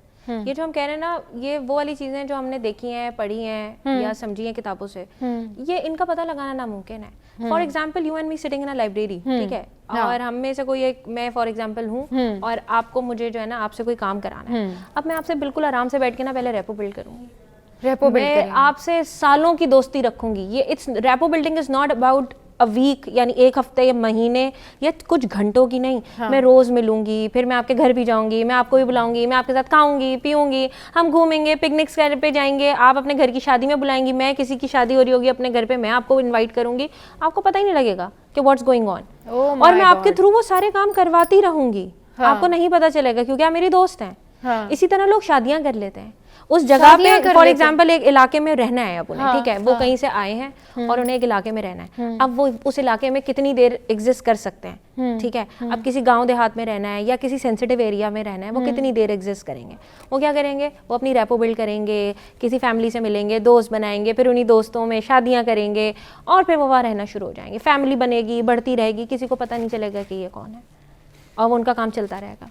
तो ये अच्छा पता चल जाए तो मजा नहीं आ जाए। सारे ये जितने टास्क होते हैं, हमारी फौज माशाल्लाह से जितनी चीजों पे इन्वॉल्व होती है, अच्छे काम करती है, तो वो आपको नहीं लगता कि वो सब डाउनफॉल आ जाएगा? पता लग जिसमें हमारे ना देखने वालों ने काफ़ी चीज़ें इसमें देखी होंगी। हमारे पाकिस्तानी एक गाजी रहे हैं और उनका नाम तो सलीम था, लेकिन उनको किताबी नाम पे जिन्होंने अपनी 2 बुक्स लिखी, एक का नाम था गाजी और एक का नाम था जांबाज। अच्छा, उनकी जो असल नाम तो उनका सलीम था, जो किताबी नाम है अबू शुजा अबू वकार। अच्छा। उनके 2 बेटे थे, उनके नाम से उनकी अरबिक स्टाइल में उनका नाम है अबू शुजा अबू वकार। उस बुक्स में उन्होंने ये वाली बात बताई कि मैं चाइना में भी गया, वहाँ पर मैंने शादी की, वहाँ पर एक रेस्टोरेंट की जो वेटर है उससे मैंने शादी की, उससे फिर काम लिए, उसके वालिद से काम लिए, और इसी तरीके से इंडिया में जब थे अपने उन्होंने काम किया, वहाँ पर भी उन्होंने वहाँ पर शादी की, वहाँ पर अफेयर किया, वहाँ पे लव स्टोरी उनकी जो ना बिल्ट हुई। अच्छा, उसके बाद वहाँ पर reality check, proper love story, जैसे रियलिटी है ना, जैसे रियलिटी में हम लोग जैसे एग्जिस्ट करते हैं, नॉर्मल लाइफ में एग्जिस्ट करते हैं, वो नॉर्मल होते हैं, यानी वो नॉर्मली एग्जिस्ट करते हैं, वो बताते हैं कि भाई हम नॉर्मल हैं, और वो उसके प्रूफ देते हैं। बहुत सारी मूवीज में भी देखते हैं, जैसे उन्होंने किताब का कोई बंदा, जैसे भी आप बता रहे हैं, जैसे इकरा कह रही है कि नॉर्मल लाइफ में नॉर्मल, तो एक आम इंसान के लिए मतलब आप क्या अवेयरनेस देना चाहेंगे हमारी आवाम को कि भाई वो क्या चीजें, मतलब चले उनको तो जज करना मुश्किल है, लेकिन फिर अपने कामों पे ही ध्यान दें, कोई अपनी ही खुद की जो है ना वो सेल्फ अकाउंटेबिलिटी कर लिया करें कि भाई हम कोई काम कर रहे हैं, तो हमें किसी ने कोई काम करने को कहा है, तो ये काम ठीक भी है या नहीं है, हम ये कर रहे हैं, तो मतलब कर देना भी चाहिए या नहीं कर देना चाहिए? वकार भाई, इस पे जरा इसका तो किस तरह आप अवेयरनेस दे सकते हैं आवाम को? अवेयरनेस आवाम की इसी लिहाज से होगी, देखें, एक तो अच्छी चीज़ें वो सारी अच्छी होती हैं। हाँ। अब ये जो टॉपिक है, जिस मौजू के ऊपर हम बात कर रहे हैं, कि उस पर आप पहले तो इस चीज़ से अवॉइड करें ना, ये तो एक हम उसकी स्लीपर सेल की बात कर रहे हैं, उन लोगों को आइडेंटिफाई करने की बात कर रहे हैं। हाँ। वैसे भी ये चीज़ें तो हमें तो मना है, हमें तो उस चीज़ से मोहताज रहना चाहिए। हाँ, ना? हाँ। लेकिन हमें इस वे में उस बंदे को अगर शनाख्त करना है, तो हमने देखना कि वो इररेलेवेंट आपको जो ना टाइम दे रहा है, कहीं पर बिला वजह बुला रहा है, जहाँ पर कि उसका ना कोई मकसद है, वो आपको अपने बारे में नहीं बताएगा कि वो कहाँ रहता है। हाँ, सबसे पहले तो ये बात अच्छा, है। और अगर बताएगा तो वो झूठ बताएगा अनटिल अनलेस आप उसको खुद से वेरीफाई ना कर लें कि हाँ वो वहाँ पर रहता है। सही। वो आपके सामने तो मे भी वो गली में जा रहा था, वो उस गली में घुस गया, लेकिन आगे से निकल के अच्छा ये एक शनाख्त ये होगी, आप उसको आइडेंटिफाई कर लें। आप उसके हसब नसब बाज़ औक़ात लोग आके एवं जो ना फिल्मी स्टाइल में यकीन बन जाते हैं। ये तो सुपरफिशियल चीजें हो गई ना कि आप इस तरह से आइडेंटिफाई। अब अगर किसी ने कोई जैसे कह रही है ना कि वहाँ तो प्रॉपर लव स्टोरी स्टार्ट हो गई, फिर वो शादियां कर लेते हैं, तो वो बेचारे क्या करें जिनके साथ इस तरह से प्रॉब्लम हो जाए, फिर वो क्या करें? उनको तो डमी पेरेंट्स भी मिल जाते हैं। हम डमी लोग पेरेंट्स? डमी पेरेंट्स भी मिल जाते हैं उनको। डमी पेरेंट्स कैसे डमी मिलते हैं? चाचा, कैसे लेके डमी जाएंगे? तो वो पहले उनकी फैमिली होती है ना पूरी पीछे, बैकअप फैमिली होती है पूरी। वो जो स्लीपर सेल है उसमें ये सारा 1 यूनिट है। वो जो 8 से 10 लोगों का स्लीपर सेल किसी इलाके में काम कर रहा है, वो मुख्तलिफ रूप से लेते हैं। अब इसी तरीके से वो मतलब डमी पेरेंट्स क्या ये डमी पेरेंट्स बनाए हुए माँ बाप के भाई अगर आपने रिश्ता लेके जाना है तो आप रियल पेरेंट्स कहाँ से लेकर आएंगे? तो वो भी आपकी एजेंसी या जो भी आपके वो प्रोवाइड करेगी आपको कि भाई ये इनको ये लोग आपने लेके जाना आपको है, ये रोल प्ले करके आपका ये काम आसान और करेंगे। उनकी प्रैक्टिस होगी और वो आपको पता नहीं चलेगा कि उनके सिंक होंगे बिल्कुल वो एक दूसरे के वर्बेटम्स में। सही सही सही। तो वो नहीं पता चलता। ये बहुत मुश्किल है बहुत चीज कि आपको पता चल जाए कि हाँ भाई इससे मैं कैसे बचूं। हाँ भाई ये बात तो ठीक है, लेकिन आप इसी तरह बच सकते हैं कि आप अपनी चीजों का ख्याल रखें, बस अब यही एसओपी है। जी वकार भाई, उस पे आइडेंटिफाई करने का सच कोई तरीका नहीं है। आप सिर्फ इस चीज़ को जज करें। आप या तो बहुत ज़्यादा आप एडवांस से समझते हैं चीज़ों को, आप समझें तो उस बंदे का कंडक्ट आपको उसकी जो बातें वो बता रहे हैं उससे आया वो मैच कर रही हैं। अगर आपका जहन तस्लीम करता है ठीक है। अगर बंदा तो बहुत एक्सपर्ट होगा, आपके लिए मुश्किल भी होगा, लेकिन आपको टोटल बर्डन आपके ऊपर है कि आपने अगर उसको कंटिन्यू करना है, उससे लेकर आया रिश्ते की मद में या फ्रेंडशिप की मद में या school mates, college mate, university mate, ये चीज़ें यहीं से चलती हैं, सोसाइटी से चलती हैं। तो वहाँ पर आपने खुद अपना पैमाना सेट करना है कि मुझे ये बंदा जो बात कर रहा है ना, इसके अमल से ये चीज़ मुझे लग नहीं रही, इससे मैच नहीं कर रही है चीज़, तो आप वहाँ से अवॉइड कर जाएं। बोले नहीं ये वहाँ से फिर आप अवॉइड करें, यही इसका वाहिद पैमाना है, उसके अलावा मैं नहीं समझता। अच्छा इकरा, थोड़ी सी ब्रेन बिल्डिंग के ऊपर बात करते हैं कि ये ब्रेन बिल्डिंग कैसे हो जाती है और कैसे फिर जब ये रेड हैंडेड, जब ये हम अभी थोड़ी देर पहले हम बात कर रहे थे कि रेड हैंडेड पकड़े जाते हैं तो फिर क्या होता है, और फिर जो लोग इनको इस्तेमाल करते हैं तो जाहिर है वो लोग तो सामने नहीं आते। ये तो हमेशा से हर जो है ना वो ख़राब काम का एक असूल होता है कि अगर आपसे कोई बुरा काम करा रहा है तो वो खुद सामने नहीं आएगा, वो आपको सिर्फ ट्रेनिंग टिप्स दे सकता है, वो आपको सिर्फ बता सकता है कि आपने ये चीज़ें करनी है। बट जाहिर सी बात है ये लोग बहुत शार्प होते हैं क्योंकि ये लोग दूसरों को इस्तेमाल करते हैं। तो ये जो इस्तेमाल होने वाली आवाम होती है, ये जो इस्तेमाल हो रहे होते हैं, ये किस तरह से फिर इनका क्या कि ब्रेन बिल्डिंग कैसे होती है, कैसे ये यूज़ हो जाते हैं इतनी बड़े बड़े कामों में? देखिए सिंपल सी चीज़ है, जैसे मैं आपसे बोलूँ, मैं आपसे मिलूँ और मैं आपसे कहूँ कि यार आपके, क्योंकि ऐसे लोगों की ना अपनी कभी फैमिली को जो है वो ये किसी काम में डालते हैं, ना ये अपने किसी दोस्तों को किसी काम में डालेंगे, ना आप सुनेंगे कि इनकी फैमिली का कोई भी शख्स इस काम में हो। अच्छा, पूरी फैमिलीज भी इन्वॉल्व होती है, यू नेवर नो। हाँ जी, अच्छा, ये अखज़ करना ही मुश्किल है कि कौन इनका साथी है और कौन नहीं है इनका साथी। ओके अब मैं आपसे कहूँ आपके सर में दर्द हो रहा है, आप बोलेंगे नहीं, मैं थोड़ी देर बाद बोलूँ आपके यार मुझे लग रहा है सर में दर्द हो रहा है, आप बोले नहीं नहीं, तो मुझे महसूस हो रहा है, आप बोलेंगे हाँ, आपको भी महसूस होने लगेगा। फिर आपको लगेगा मेरे और आपके इमोशन सिंक है। जैसे मैं अभी आई और मैंने आपसे बोला आज आप बहुत बुरे मूड में लग रहे हैं, खैरियत है? तो आपने मुझे कहा, इसी तरह बोले यार ये इससे बात करना अच्छा लगेगा, ये समझती है, और हम बात करने लगे, फिर फोन पे भी बात करने लगे, और वो एक दूसरे की बात करके वो एक दूसरे को अच्छा लग रहा है, मेरी और आपकी वाइब्स बहुत मैच करती है और हम बहुत पक्के दोस्त बन जाएं। और वही वाली चीज कि हमें नहीं पता कि कौन किससे किस तरीके से इंटरलिंक्ड है, कौन हमारे फायदे के लिए, कौन हमारे नुकसान के लिए। इससे बचने का तरीका ये है कि वो कहते हैं ना कि हमें अक्सर कि तुम्हारी दोस्त कुएं में जाएगी तो तुम भी कूदोगे, तो हम कहते हैं हाँ हम कूदेंगे, हाँ बोले नहीं मैं नहीं कूदूंगी, वो कुएं में जा रही है मैंने नहीं कूदना। ये होना चाहिए कि भाई अगर आपका दोस्त कोई गलत काम कर रहा है तो आप उसके पीछा ना करें, आप बाउंड्री सेट करके हाँ बिल्कुल आप अपना अलग रास्ता इख्तियार करें, आप किसी किस्म के गलत कामों में ना पड़े।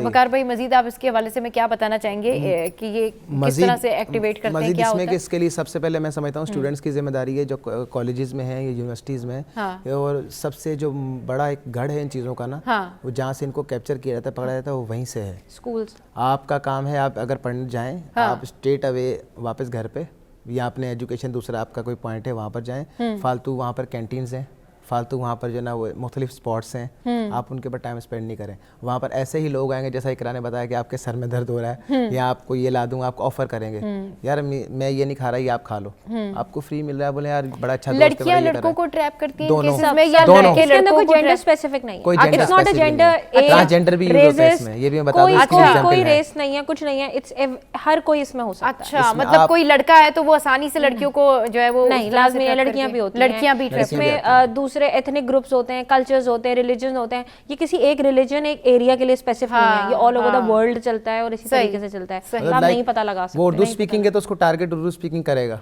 स्लीपर सेल में 8 लोग हैं, मुख्तलिफ ज़ुबान वाले हैं, मुख्तलिफ कल्चर वाले हैं, वो किसी के अंदर ये टैलेंट है कि वो उस कल्चर के अंदर पूरा ढल सकता है, तो उसको वही टारगेट दिया जाएगा, नहीं आप इसको कैप्चर करो, ये जो ना थोड़ा मजहबी टाइप है, या ये जो ना वो कॉम्प्रस्त है, तो कॉम्प्रस्त को कॉम्प्रस्त के लिहाज से डील किया जाएगा, उसको खुद जाएगा, जैसा जो शख्स होगा उसके वैसे अकॉर्डिंगली लोग deal वैसी करेंगे। चीजें प्रिपेयर की जाएंगी, वैसे ही लोग ढूंढे वैसे जाएंगे, sketch तैयार वैसे किया ही जाएगा सारा उसके सेटअप आसपास। बनाया जाएगा ऐसा ही है। ताकि वो अपना काम ले सके। अच्छा, ये बताएं कि आपके पास कभी कोई ऐसे केसेस आए वकार भाई, आपने कभी कुछ ऐसा कुछ डील किया हो इससे रिलेटेड, तो हमसे शेयर करें, कभी आपके साथ ऐसा कुछ हुआ नहीं हो? देखें यहाँ पर जो या कंप्लेंट्स बड़ी सारी आती हैं लोगों? इस तरह का अगर कोई केस आता है ना, सबसे पहली बात तो बताऊं, उनका ट्रायल यहाँ पर हमारी कोर्ट्स में नहीं होता। अच्छा, सही, ठीक है, उनका ट्रायल जो ना वो होता है आर्मी कोर्ट्स में होता है, क्योंकि वो बाउंड्रीज है ना उनकी, कि वो मुल्क की सलामती के लिए तो जिम्मेदार जामिन वही हैं, तो उसका मुहासबा भी वहीं पर होता है। यहाँ पर हमारी कोर्ट्स में हाँ एक चीज़ है, यहाँ पर लोग, आपको ये भी जानकर हैरत होगी कि लोग काम कर रहे हैं स्लीपर सेल और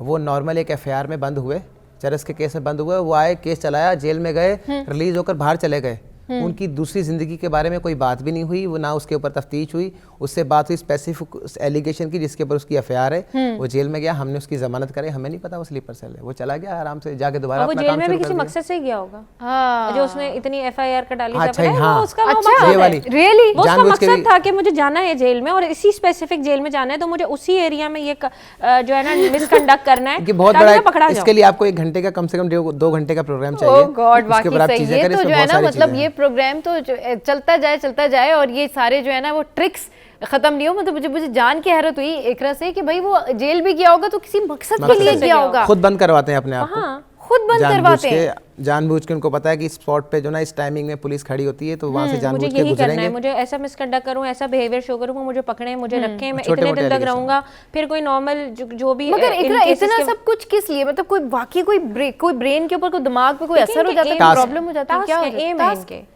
मेरा टास्क है मुझे करियर बनाना है, आपका टास्क है आपको करियर बनाना तो है। मेहनत वकील करके साहब- सीधे तरीके से बनाए ना। देखिए हर वो task काम ही होता अगर है। उनका टास्क वो है, वो उस तरीके से ट्रेन हुए हैं, वो उस चीज के लिए ट्रेन हुए, जैसे हम साइकोलॉजी के लिए ट्रेन है, आप मीडिया के लिए ट्रेन है, या वकालत के लिए ट्रेन है, तो वो उस चीज के लिए ट्रेन है, उनका एम है, उनका अपना एक जहन है कि मुझे ये करना है, तो दे अब मुझे टास्क दिया गया ना कि सबा को इस चैनल से उठा के कहीं और लेके जाना है, तो अब पीछे पड़वा अब मैं सबा के पास आके बैठा, उसको मैंने बताया कि यहाँ पर आपको क्या मिलता है, मतलब आपकी वहाँ क्या होगा, यहाँ क्या होगा, अब तो मेरा टास्क हो गया ना ये। मैंने आपको आकर ऑफर्स की, मैंने आकर आपके जहन को समझा, आपको पढ़ा, आपको वहाँ के फायदे बताए, ये मेरे टास्क में चीज़ें चल रही हैं। अब इसके लिए मुझे आपके साथ बैठना पड़े, टाइम स्पेंड करना पड़े, आपकी चीज़ों को देखना पड़े, आपको समझाना पड़े, ये सारी चीज़ें मेरे टास्क में आएंगी, अनटिल अनलेस के मैं अपना टास्क जो ना वो अचीव कर लूँ और आपको वहाँ पर वो कैप्चर करके कैप्चर अपनी करके उसी ले जाएं। एम पे ना ले जाऊं जहाँ पे ये लेके जाना चाहिए। ओके और उसके लिए कुछ भी करना पड़े वो लोग करते हैं।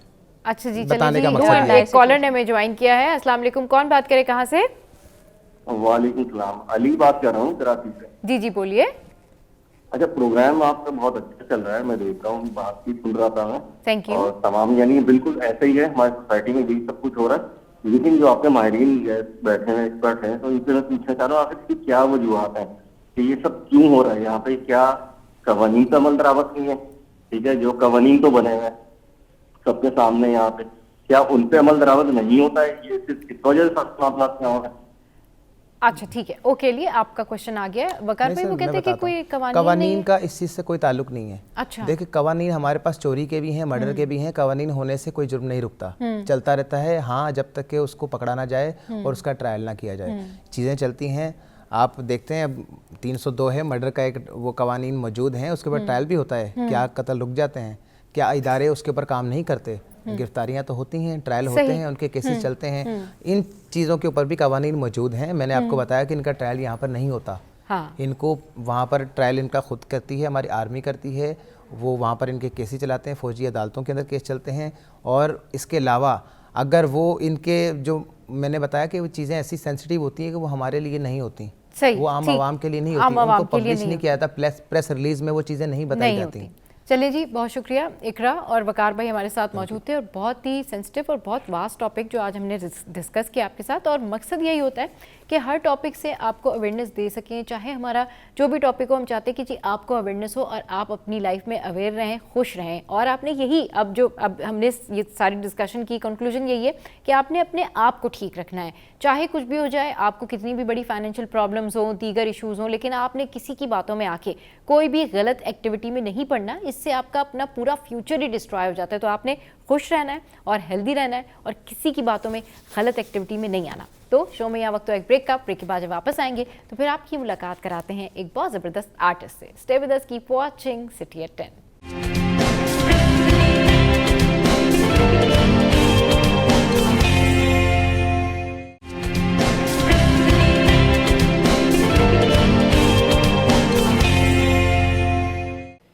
Welcome back. तो बात करते हैं हम कैलीग्राफी की, और अगर हम कैलीग्राफी की बात करें तो डेफिनेटली ऐसे बहुत सारा टैलेंट जो है पाकिस्तान में मौजूद है जो कि इस फ़न को आगे लेके जा रहे हैं। और इसी पर बात करने के लिए शकील इस्माइल साहब हमारे साथ मौजूद हैं, कैलीग्राफी आर्टिस्ट हैं। अस्सलाम वालेकुम, वेलकम टू द शो। कैसे हैं आप? अल्लाह का शुक्र।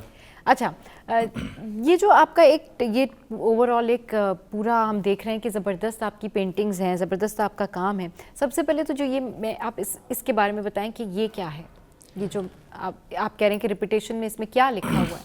दरअसल इसका सिलसिला यहाँ से शुरू होगा कि बेसिकली तो मैं कैलीग्राफिस्ट हूँ, तो कोई भी कैलीग्राफी जो है अपने मीडियम का चुनाव वो खुद करता है। ठीक।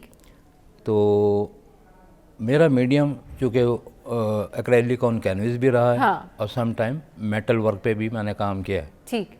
तो ये जो आपके हाथ में एक स्कल्पचर फॉर्म है, ये इसके ऊपर कैलीग्राफी लिखी हुई है। जी। तो ये मेरा अपना ओन स्टाइल है।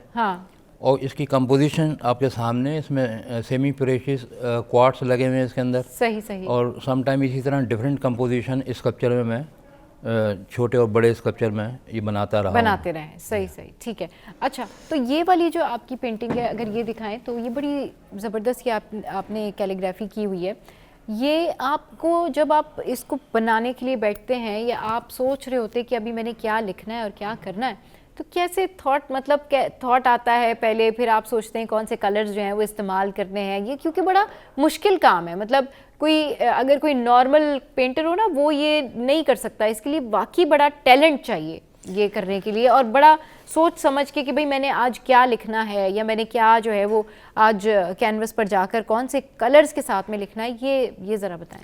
दरअसल कैलीग्राफी की जो प्रैक्टिस है वो तो डेली वो प्रैक्टिस करनी होती है आर्टिस्ट को ना। अच्छा, डेली करनी होती है, डेली वो प्रैक्टिस होती है। और उसकी कंपोजिशन और स्क्रिप्ट का चुनाव, किस स्टाइल में आपको कैलीग्राफी करनी है, सही, उस स्टाइल का चुनाव करके और फिर कौन सा स्क्रिप्ट लिखना है। अगर इस्लामिक कैलीग्राफी आप कर रहे हो तो फिर उस आयत का चुनाव करना होगा आपको।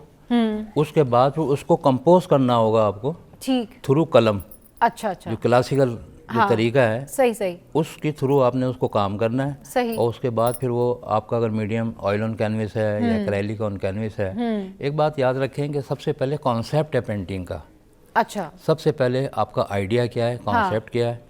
नंबर 2 के ऊपर फिर वो मीडियम आता है कि किस मीडियम में आप काम करेंगे, और उसके बाद फिर दीगर चीज़ें। लेकिन शकील साहब, इस कैलीग्राफी की तरफ ना अब लोग क्यों इतना रुझान क्यों कम हो रहा है? लोग ये खत्ताती, या क्या ये वाकई बड़ा मुश्किल है, बहुत टाइम टेकिंग है, इसलिए इतना जो है वो टाइम लग जाता है लोगों को? नहीं, ये बात सही नहीं है कि रुझान कम होता जा रहा है, रुझान और ज़्यादा बढ़ता जा रहा है। अच्छा, बढ़ता जा रहा है। हमारे जो यंगस्टर जो है, जो अब आने वाले जो बच्चे और बच्चियाँ हैं, वो बेइंतहा शौक और लगन से ये काम कर रही हैं और बहुत ज़्यादा अच्छा काम कर रहे हैं। अच्छा, अब आने वाले जो आर्टिस्ट हैं और जो जूनियर्स हैं, तो वो शायद उसकी वजह एक ये हो कि एक तो ये कि उन्हें अच्छे असाज़ा मिले, और चूँकि उस शौक़ और लगन के साथ वो काम कर रहे हैं, और हमारे यहाँ बेशुमार आने वाले ऐसे चेहरे हैं जो बहुत अच्छा काम कर रहे हैं। सही। और अप्रिसिएशन भी बहुत ज़्यादा उनको मिल रहा है। सही। और बहुत ये बढ़ रहा है काम कैलीग्राफी का जो है। हाँ हाँ सही। अच्छा तो ये बताएं, आप क्या टिप देना चाहेंगे जो लोग सीखना चाहते हैं, जो लोग इस फील्ड में आना चाहते हैं उनको इनिशियली? पहली चीज़ तो ये है इसमें कि आप को अगर शौक़ है इसका तब तो उसमें आप कदम रखें। शौक़ और लगन के बगैर कोई काम आप सीख नहीं सकते। अच्छा। अगर आपको शौक़ जिस चीज़ का भी है, हाँ हाँ, शौक़ और लगन और बगैर आप नहीं सीख सकते, बगैर जुनून के आप वो काम नहीं कर सकते। आप हम चाहेंगे कि आप अपनी ये दिखाइएगा जो आपकी है कैलीग्राफीज हैं। ये कैलीग्राफी है जी, ये ख़त सुल्स है स्क्रिप्ट। अच्छा जरा प्लीज फोकस करिएगा। अगर मैं सही दिखा रहा हूँ जी जी जी, कैमरे की आंख से अगर आप इसको देखें, जी जी बिल्कुल, ये ख़त सुल्स है। अच्छा। और स्क्रिप्ट जो लिखा हुआ है ला हौल वला कुव्वता इल्ला बिल्लाह। अच्छा अच्छा अच्छा।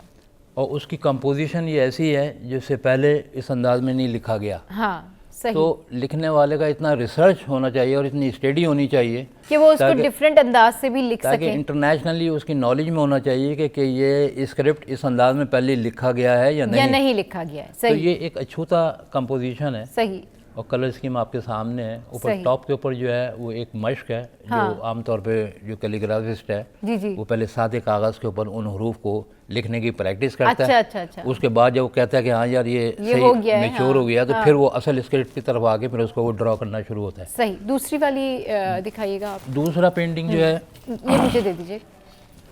जी जी, ये पेंटिंग ये लीजिए। ये भी चूँकि मेरा स्टाइल है तो ऊपर इसमें भी आपने वो कैलीग्राफी की वो जो रिदम है कैलीग्राफी का वो आपको टॉप पे नज़र आएगा।